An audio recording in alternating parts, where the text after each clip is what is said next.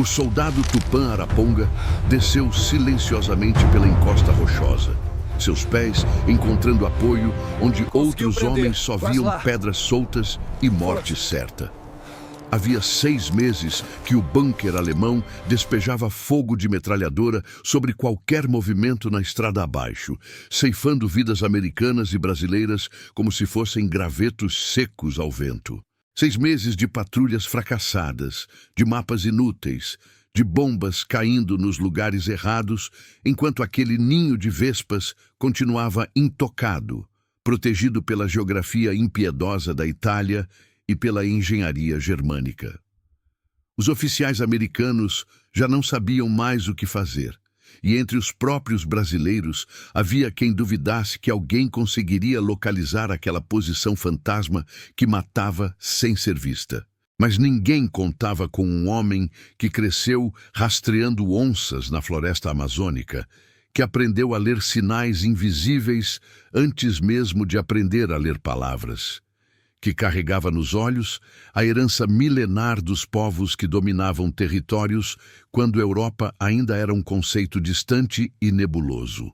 Se você quer conhecer histórias incríveis e pouco contadas sobre brasileiros na Segunda Guerra Mundial, se inscreva agora no canal, ative o sininho e deixe seu like para que mais pessoas descubram o valor dos nossos pracinhas na luta contra o nazifascismo. O contexto daquela missão impossível começara meses antes, quando a Força Expedicionária Brasileira assumiu seu setor na frente italiana ao lado da 10ª Divisão de Montanha Americana.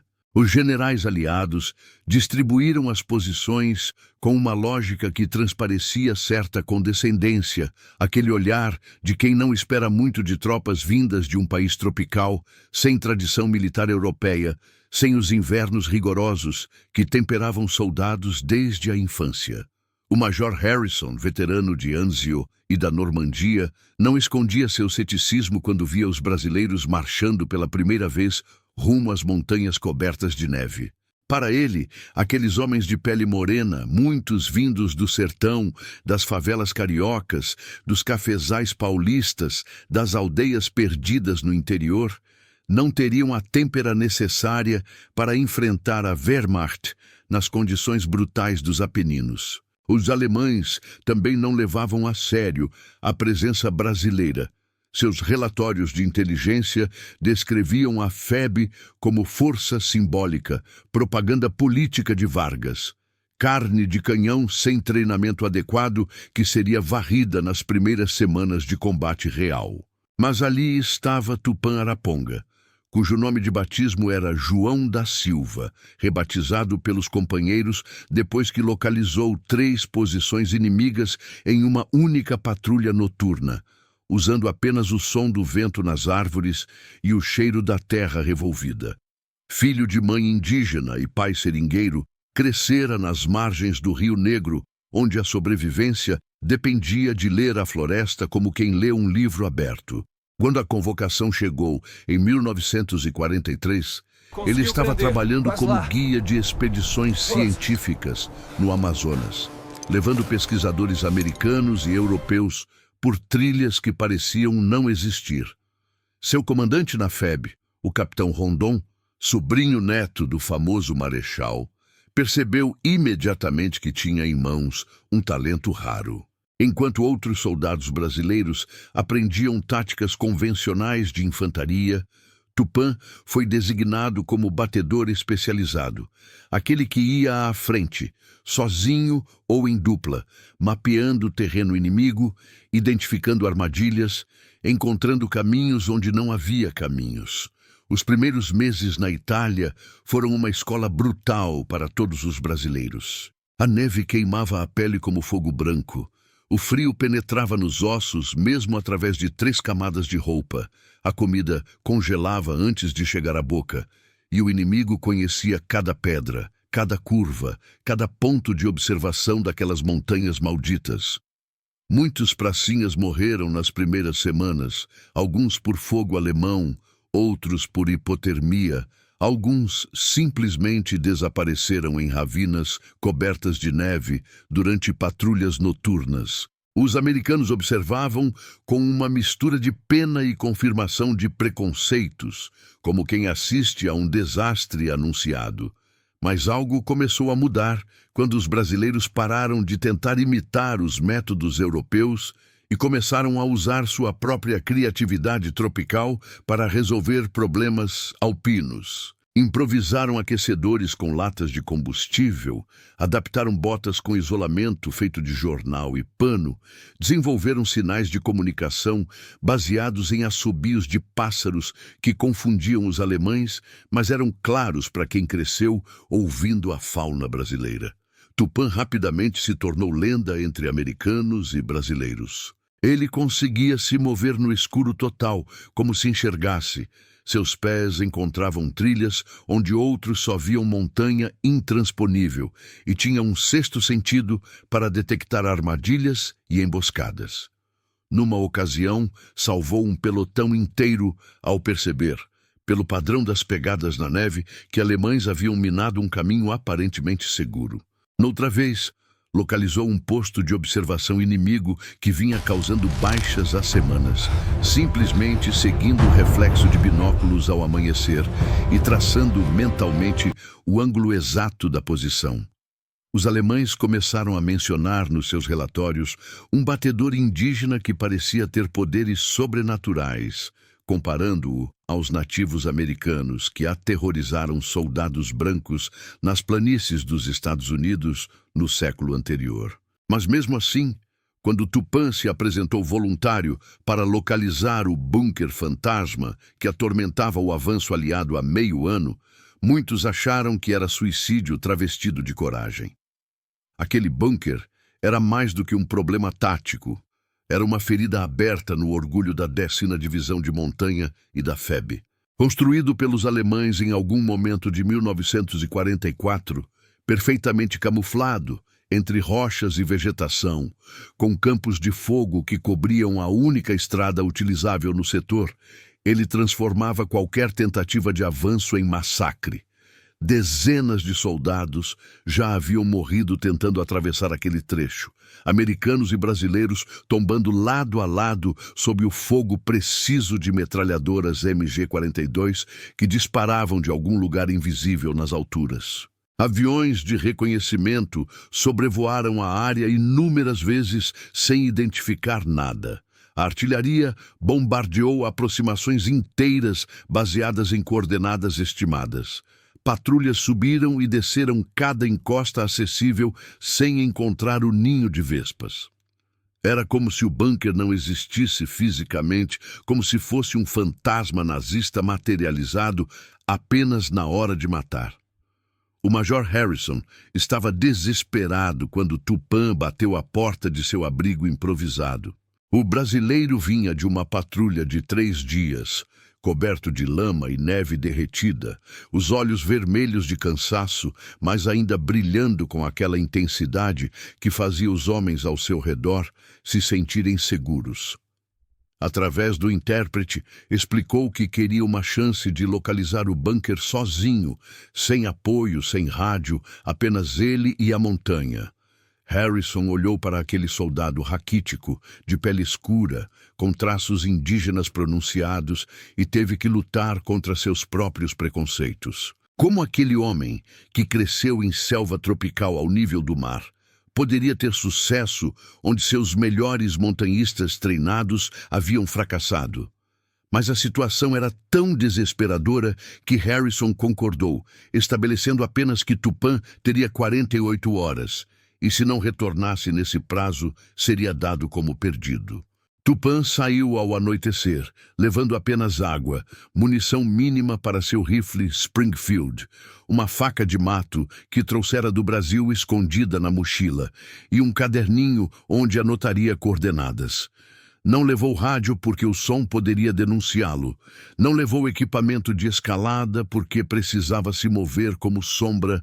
Não levou comida porque planejava estar de volta antes da fome se tornar problema.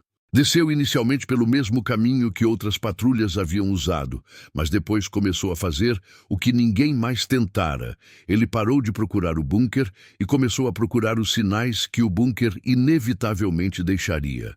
Alemães eram eficientes, mas não eram fantasmas. Eles precisavam de suprimentos, de munição, de rotas de fuga, de pontos de observação que lhes permitissem ver sem serem vistos. Tupã começou a mapear mentalmente não onde o bunker poderia estar, mas onde ele teria que estar para cumprir todas essas funções simultaneamente. A primeira noite foi de pura observação. Tupã encontrou uma fenda entre rochas a cerca de 800 metros da zona de morte, um ponto onde podia ver toda a área sem ser visto, e ali ficou imóvel durante horas, observando, escutando, sentindo. Percebeu que o fogo de metralhadora sempre vinha de ângulos ligeiramente diferentes, sugerindo que o bunker tinha múltiplas seteiras ou estava em posição que permitia ajustar campos de tiro. Notou também que os disparos cessavam completamente durante certos períodos, sempre nos mesmos horários, provavelmente turnos de troca de guarnição. E o mais importante, percebeu um padrão no vento que soprava das alturas. Havia um ponto específico onde o ar parecia carregado de odor diferente, algo que sua experiência amazônica identificou como mistura de óleo de máquina, cordite queimada e dejetos humanos. A assinatura olfativa de uma posição militar ocupada por semanas. Curtiu esse conteúdo? Então deixe seu comentário contando o que você sabia sobre batedores brasileiros na Segunda Guerra. E não esqueça de compartilhar com amigos que gostam de história militar. Seu engajamento ajuda o canal a crescer e contar mais dessas histórias incríveis. No segundo dia, Tupã começou a subir em direção àquela anomalia olfativa, mas não pelo caminho óbvio. Escalou por uma face da montanha que parecia impossível, onde não havia trilha nem sequer sinais de que alguém tivesse passado antes. Usou técnicas que aprendera subindo em árvores gigantes da Amazônia, encontrando apoios milimétricos, testando cada pedra antes de confiar seu peso, movendo-se com a paciência de uma preguiça, mas com o propósito de uma onça caçando. A meio caminho, encontrou o primeiro sinal concreto, marcas quase imperceptíveis em uma pedra, arranhões que só poderiam ter sido feitos por botas militares alemãs, indicando que havia de fato uma rota de acesso por ali, mas tão perigosa e aparentemente inacessível que ninguém imaginaria sua existência. Tupã sorriu pela primeira vez em dias. Os alemães haviam subestimado a capacidade de um homem criado entre árvores de 40 metros de altura e corredeiras mortais. Continuou subindo com cuidado redobrado, porque agora estava em território que os alemães consideravam sua zona de segurança. Cada movimento era calculado, cada respiração controlada, seus sentidos operando no limite da capacidade humana. A tarde caía quando finalmente encontrou o que procurava, uma abertura natural na rocha, disfarçada por vegetação e pedras cuidadosamente posicionadas, de onde saía um fio quase invisível de fumaça, o tipo de ventilação que um bunker subterrâneo precisaria para não sufocar sua guarnição. Tupã não se aproximou, não tentou confirmar visualmente, sabia que qualquer movimento mais ousado poderia alertar sentinelas. Em vez disso, memorizou a posição exata usando referências naturais que podia descrever: o formato de uma pedra que lembrava a cabeça de jacaré, uma árvore retorcida que crescia em ângulo impossível, uma rachadura na montanha que formava algo parecido com letra Ito. Mas Tupã não havia terminado. Ele precisava confirmar que aquela era realmente a posição e não apenas uma entrada secundária ou posto de observação isolado. Circundou cuidadosamente a área, levando horas para cobrir menos de 200 metros, e encontrou as outras peças do quebra-cabeça. Uma segunda abertura camuflada que servia como rota de fuga, rastros de movimento regular entre as posições indicando que havia rotina estabelecida, E finalmente a confirmação definitiva, através de uma fenda minúscula na rocha, ele conseguiu ver o interior. Vislumbrou metralhadoras, caixas de munição, soldados alemães em uniformes sujos e, o mais importante, um mapa na parede, mostrando todo o setor sob cobertura de fogo. Tinha encontrado não apenas um bunker, mas o bunker, o centro nervoso da defesa alemã naquele setor. O retorno foi mais perigoso do que a subida. Tupã agora carregava informação que valia mais do que ouro e sabia que uma queda, uma pedra solta, qualquer coisa poderia jogar tudo a perder. Desceu pela mesma rota impossível, mas agora com a urgência de quem precisa chegar logo, equilibrando velocidade com segurança. A noite caiu completa e a temperatura despencou para muito abaixo de zero. Seus dedos começaram a perder sensibilidade, mas ele continuou, porque sabia que cada hora de atraso significava mais soldados mortos naquela estrada maldita. Quando finalmente alcançou as linhas brasileiras, 38 horas depois de partir, cambaleou até o posto de comando como um zumbi congelado, mas com o caderninho nas mãos e fogo nos olhos. Major Harrison estava reunido com oficiais brasileiros quando Tupã entrou sem cerimônia, acompanhado pelo capitão Rondon. O americano levantou-se incrédulo, meio esperando ouvir que o brasileiro havia falhado como todos os outros. Mas quando Tupã começou a descrever, através do intérprete, exatamente onde estava o bunker, usando referências que podiam ser confirmadas em mapas topográficos, quando desenhou o esquema da posição com detalhes que só quem esteve lá poderia conhecer, quando explicou os campos de fogo, as rotas de suprimento, os turnos de guarda, a sala do comando, Harrison sentiu algo que não sentia há meses. Esperança real de acabar com aquele pesadelo. Os oficiais se entreolharam com incredulidade. Como era possível que aquele soldado magricela, aquele índio brasileiro que alguns haviam ridicularizado nos primeiros dias, tivesse conseguido o que dezenas de patrulhas americanas não conseguiram? O planejamento da operação consumiu as próximas 24 horas. Não se tratava simplesmente de bombardear a posição, porque o bunker estava construído dentro da própria rocha e explosivos convencionais poderiam não ser suficientes. A solução veio de uma combinação de especialidades brasileiras e americanas. A artilharia americana forneceria fogo de supressão coordenado para manter os alemães intocados, enquanto um grupo de assalto misto, liderado por brasileiros que conheciam combate em terreno difícil, escalaria até as entradas e atacaria com explosivos e lança-chamas. Tupã insistiu em ir junto, não para lutar, mas para guiar, porque ele era o único que conhecia exatamente o caminho. Harrison tentou dissuadi-lo, argumentando que ele já havia feito sua parte, mas o brasileiro foi inflexível. Aquela missão tinha se tornado pessoal. Na madrugada seguinte, 18 homens começaram a subir pela rota que Tupã mapeara, 10 brasileiros e 8 americanos, carregando 30 quilos de equipamento cada um, movendo-se no escuro total, porque qualquer luz alertaria o inimigo. A escalada era ainda mais difícil com o peso extra, e por 2 vezes homens quase despencaram para a morte, salvos apenas pelos reflexos rápidos de companheiros. Tupã ia à frente como um fantasma, indicando cada apoio, cada ponto de espera, conduzindo aquela serpente humana pela lateral da montanha com precisão cirúrgica.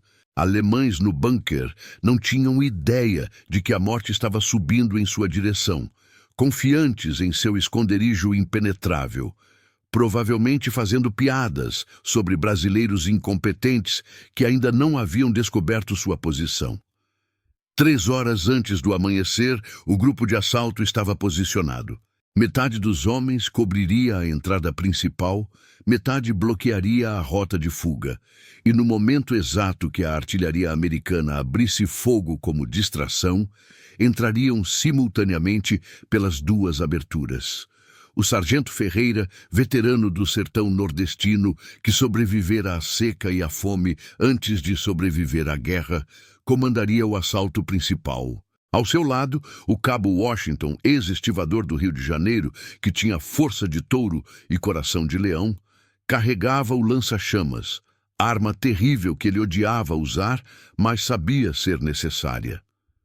Os americanos, inicialmente céticos sobre seguir brasileiros em combate, agora os observavam com respeito genuíno, porque qualquer homem capaz de escalar aquela montanha no escuro, com 30 quilos nas costas, merecia ser levado a sério.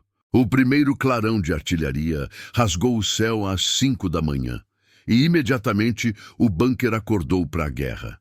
Alemães correram para as metralhadoras, pensando que era apenas mais um bombardeio às cegas, preparando-se para abrir fogo assim que cessasse. Mas desta vez, o fogo de artilharia era preciso, controlado por observadores que Tupã havia posicionado durante a noite, atingindo os arredores do bunker sem destruí-lo completamente, apenas mantendo a guarnição ocupada e nervosa. No momento exato em que uma salva particularmente intensa explodiu, Ferreira e seus homens invadiram pelas duas entradas simultaneamente, gritando, atirando, jogando granadas em corredores estreitos, transformando aquele refúgio alemão em câmara de morte.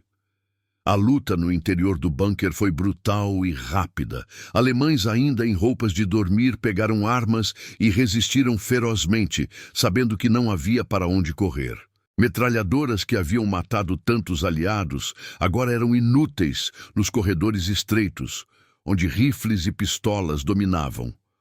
Washington avançou com o lança-chamas, a chama iluminando o túnel como entrada do inferno, forçando alemães a recuarem ou serem consumidos. Um oficial alemão tentou organizar resistência na sala de comando, mas foi derrubado por uma rajada certeira de Ferreira. Em 15 minutos de combate alucinante, o bunker que resistira 6 meses caiu. Sua guarnição morta ou capturada, suas armas silenciadas para sempre. Quando o sol finalmente nasceu sobre os Apeninos naquela manhã de fevereiro, os sobreviventes do grupo de assalto saíram do bunker cobertos de fuligem e sangue, exaustos, mas vitoriosos.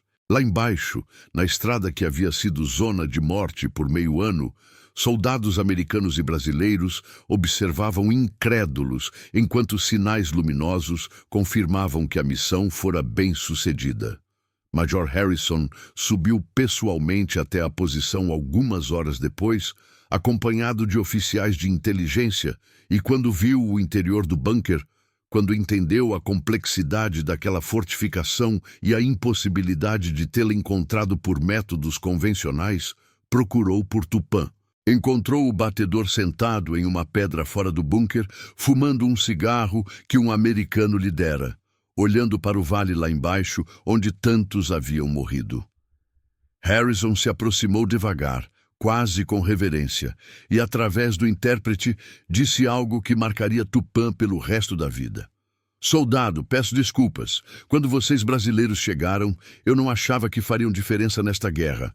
Achava que estavam aqui só para dizer que participaram. Mas vocês me provaram que eu estava errado. E você, especialmente, me ensinou que coragem e habilidade não têm nacionalidade. Não dependem de onde você nasceu ou que língua você fala. Você salvou centenas de vidas hoje, americanas e brasileiras. E quero que saiba que vou recomendar você para a mais alta condecoração que posso. Tupã, que entendia pouco inglês, mas captava perfeitamente o tom de respeito genuíno, apenas acenou com a cabeça, porque para ele não se tratava de glória ou reconhecimento, tratava-se de fazer o que precisava ser feito, do jeito que sabia fazer. A notícia do feito se espalhou pela frente italiana como incêndio em mata seca. Outros batalhões brasileiros da FEB ficaram sabendo e sentiram um orgulho renovado, provando mais uma vez que subestimar os pracinhas era erro fatal. As unidades americanas, que haviam olhado com condescendência para os brasileiros, agora os procuravam como parceiros preferenciais em operações difíceis. E os alemães, Em seus relatórios, passaram a mencionar com frequência e certo receio os batedores brasileiros, especialmente aquele indígena que parecia capaz de aparecer em qualquer lugar, fantasma da selva tropical perseguindo nazistas nos Apeninos nevados. O bunker foi destruído por engenheiros logo depois, mas antes disso, tornou-se ponto de peregrinação para curiosos que queriam ver onde havia estado o ninho de vespas invencível, derrotado por um homem que cresceu entre árvores e rios a milhares de quilômetros dali. Nas semanas seguintes, Tupã participou de várias outras missões críticas, sempre como batedor, sempre indo onde outros não podiam ou não queriam ir, sempre retornando com informações que salvavam vidas e quebravam defesas inimigas. Mas nunca mais houve missão tão improvável quanto aquela do bunker fantasma. Nunca mais ele precisou provar seu valor de forma tão dramática, porque agora todos sabiam, brasileiros, americanos e principalmente alemães, que havia um soldado vindo das profundezas da Amazônia cuja capacidade de rastreamento e sobrevivência transcendia qualquer coisa que os manuais militares europeus ensinavam. Oficiais alemães capturados depois da guerra contariam que suas tropas tinham medo específico dos batedores brasileiros, porque lutavam de maneira imprevisível.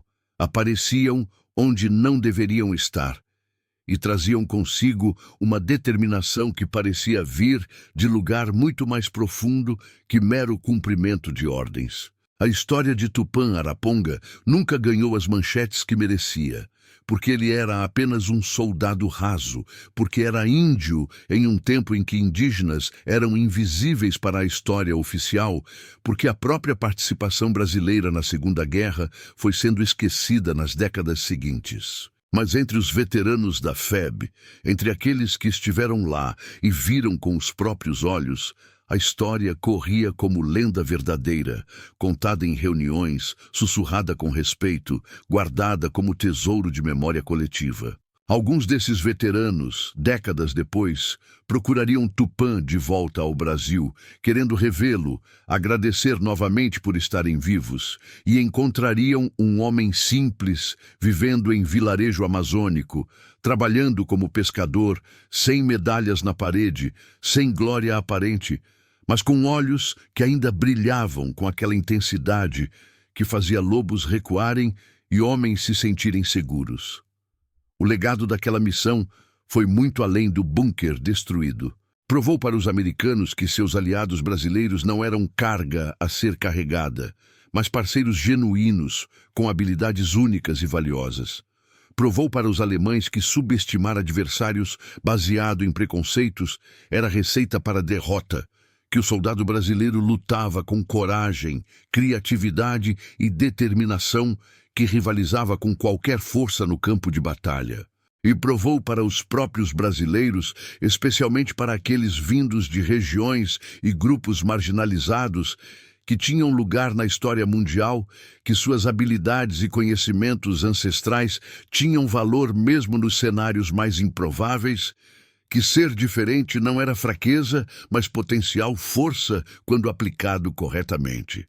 A FEB continuaria lutando na Itália até o fim da guerra, acumulando vitórias impressionantes como Monte Castelo, Montese e outras batalhas que escreveram páginas heróicas, mas pouco lembradas. E em muitas dessas vitórias, batedores treinados por Tupã ou inspirados por seu exemplo, forneceram a inteligência crítica que fez diferença entre sucesso e desastre. A tradição de batedores especializados que ele ajudou a estabelecer influenciaria décadas depois as forças especiais brasileiras, que incorporariam técnicas de sobrevivência e rastreamento indígena em seu treinamento, reconhecendo finalmente o que Tupã demonstrou nas montanhas geladas da Itália. Que sabedoria vem de muitas fontes e que subestimar conhecimento por preconceito é luxo que ninguém pode se dar em guerra. Se você chegou até aqui, Deixe seu like e se inscreva no canal para não perder os próximos vídeos sobre os pracinhas brasileiros na Segunda Guerra. Compartilhe com amigos e familiares para que mais pessoas conheçam essas histórias de coragem e superação, que merecem ser lembradas e celebradas. Hoje, quando se fala em Segunda Guerra Mundial, as histórias que dominam são de Normandia, Stalingrado, Midway e outras batalhas de proporções épicas. A participação brasileira é nota de rodapé em livros estrangeiros, e mesmo no Brasil, poucas pessoas conhecem detalhes do que os pracinhas fizeram. Menos ainda sabem dos heróis individuais como Tupã Araponga, que representavam o melhor do Brasil em sua diversidade e capacidade de adaptação.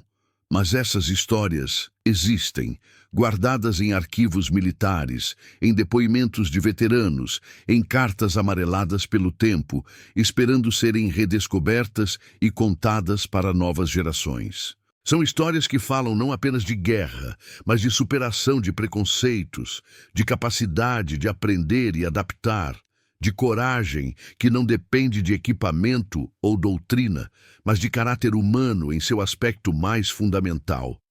A missão do Bunker Fantasma demonstrou algo que transcende história militar e entra no campo da reflexão sobre potencial humano. Somos definidos não por nossas origens, mas por nossa determinação e criatividade. Tupã poderia ter se sentido diminuído pelos olhares de dúvida, pelas piadas que certamente ouviu, pela incredulidade que enfrentou. Mas escolheu provar seu valor da única forma que importava, fazendo o que precisava ser feito melhor do que qualquer outro poderia fazer. Não procurou atalhos ou facilitações, não usou suas origens como desculpa, mas sim como força, transformando cada habilidade aprendida na floresta amazônica em ferramenta para vencer nas montanhas italianas. Quando a guerra terminou e os sobreviventes da FEB retornaram ao Brasil, trouxeram consigo não apenas medalhas e cicatrizes, mas também consciência transformada. Haviam provado para si mesmos e para o mundo que o Brasil poderia estar entre as grandes nações, que soldados brasileiros podiam lutar ao lado dos melhores e superar os piores adversários. Essa consciência plantou sementes que germinaram décadas depois, influenciando movimentos sociais, reivindicações de igualdade e orgulho nacional baseado não em arrogância vazia, mas em realizações concretas. Tupã e seus companheiros mostraram que brasileiro não precisa imitar europeu ou americano para ter sucesso. Pode e deve desenvolver suas próprias soluções, usando criatividade e recursos próprios. A história do batedor indígena que localizou o que ninguém encontrava é, no fundo, metáfora para o próprio Brasil. Subestimado, desdenhado, considerado incapaz por observadores externos, mas portador de capacidades únicas que, quando aplicadas corretamente, podem surpreender e superar expectativas. É história que deveria ser ensinada em escolas, não apenas como lição de história militar, mas como exemplo de que diferença é força, que sabedoria vem de muitas fontes, que preconceito é não apenas moralmente errado, mas estrategicamente burro. Se os alemães tivessem levado a sério os brasileiros desde o início, talvez tivessem se preparado melhor. Se os americanos não tivessem duvidado, talvez mais vidas tivessem sido salvas mais cedo. E se os próprios brasileiros acreditassem mais em si mesmos, quantas outras conquistas poderiam ter alcançado? Tupã Araponga retornou ao Brasil em 1945. Desembarcou no Rio de Janeiro, junto com milhares de outros veteranos, recebeu abraços e flores, participou de desfiles e depois voltou para o Amazonas, onde viveu o resto de sua vida em relativa obscuridade. Nunca escreveu livro, nunca deu entrevistas detalhadas, nunca procurou fama ou reconhecimento público. Mas até morrer, décadas depois, recebia visitas ocasionais de veteranos que faziam questão de apertar sua mão e dizer obrigado, porque estavam vivos por causa dele.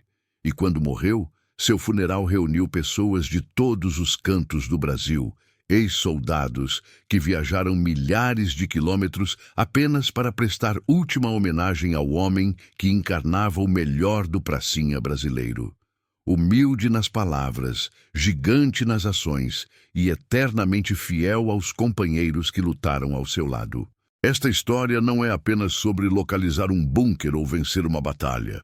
É sobre provar que cada pessoa tem valor único a contribuir, que conhecimento tradicional e habilidades ancestrais são tão importantes quanto tecnologia moderna, que coragem não tem cor ou nacionalidade.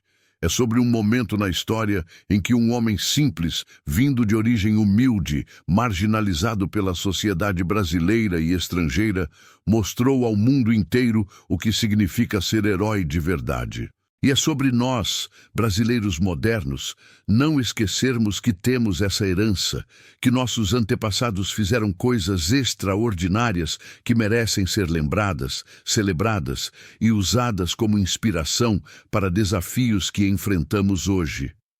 Quando olhamos para trás e vemos Tupã descendo aquela montanha gelada, caminhando sozinho em território inimigo, confiando em habilidades que trouxe da floresta amazônica para aplicar nos Apeninos, vemos mais do que soldado cumprindo missão.